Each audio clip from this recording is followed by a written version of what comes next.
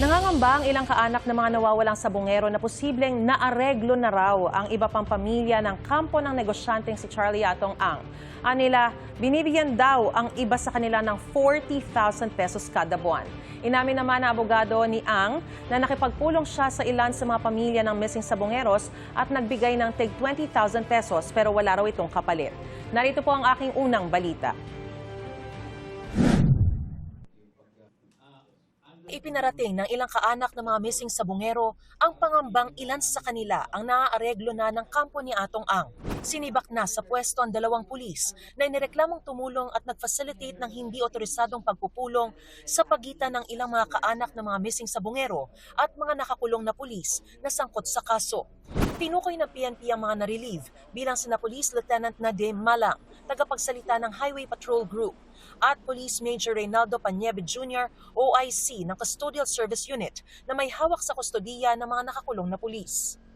Sa paunang investigasyon, lumalabas na tumulong umano si Malang para makapasok sa Camp Crame ang ilang kakilala.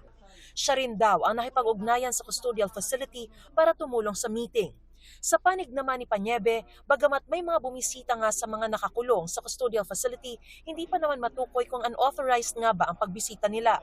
Wala pa po kaming matibay na pagkukunan ng ebidensya kung nagkaroon talaga ng pagtanggap ng mga unauthorized visitors doon po sa ating mga persons under police custody. Hindi po natin sinasabi na agad guilty yun ng dalawang individual na personnel natin. Ngunit sa matter of SOP o proseso po natin.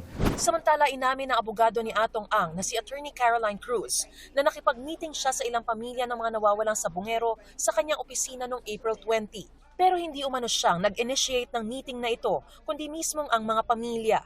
Sabi niya umano sa kanila, hinahanap din niya ang totoo kaya pumayag saan niya ay hindi nakaschedule na meeting.